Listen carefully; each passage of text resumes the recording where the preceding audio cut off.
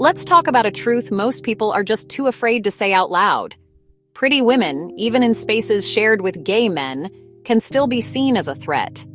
Not because they're doing too much, but because their very presence challenges something unspoken: the spotlight. And when beauty walks into a room, attention shifts, and not everyone handles that well.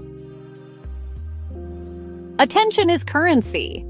In many LGBTQ+ spaces, especially in the entertainment, fashion, nightlife, and creative industries, the spotlight is survival. It's tied to identity, validation, social ranking, even emotional and psychological survival in some communities. For some gay men, especially those who grew up unseen, ignored, or ostracized, finally receiving attention in adulthood becomes intoxicating.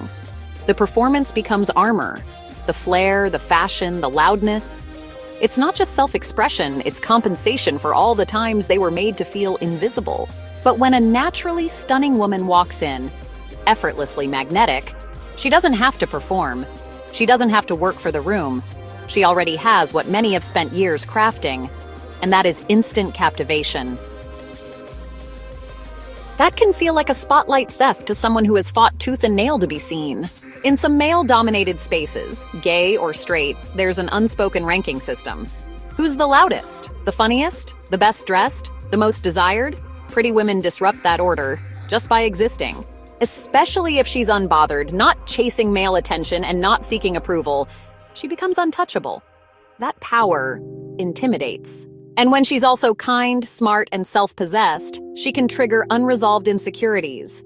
Not because she's doing anything wrong, but because her confidence forces others to confront where they still feel unseen. There's a misconception that gay men and women never compete, but that's completely false. There's admiration, yes, but also mirroring. Many gay men adopt hyper-feminine mannerisms, aesthetics, and language. In some ways, femininity is their armor too. But when a woman walks in and embodies what others have tried to imitate or emulate effortlessly, she becomes a walking mirror. And sometimes that mirror reflects what someone wishes they were born with, triggering deep resentment. It's not jealousy in the romantic sense, it's identity jealousy. When beauty is effortless, it can offend those who've had to build theirs from scratch. The most dangerous rivalries are the ones never spoken aloud. Some pretty women are blindsided by passive-aggressive comments, sudden shade, or even emotional sabotage from people they honestly thought were allies. Why does this happen? Because honestly, the competition was never declared, but it was felt, deeply. And the woman wasn't in a competition to begin with. That's what makes it painful. Beauty shouldn't be threatening, but it is when someone has tied their worth to being the most seen, the most wanted, the most talked about. So, to the pretty women who others want to feel out of place, even in inclusive spaces, it's not your fault that you shine. But just understand that not everyone is clapping while you do. Stay gracious, stay powerful, as you are who they want to be, and never shrink to fit inside someone else's spotlight.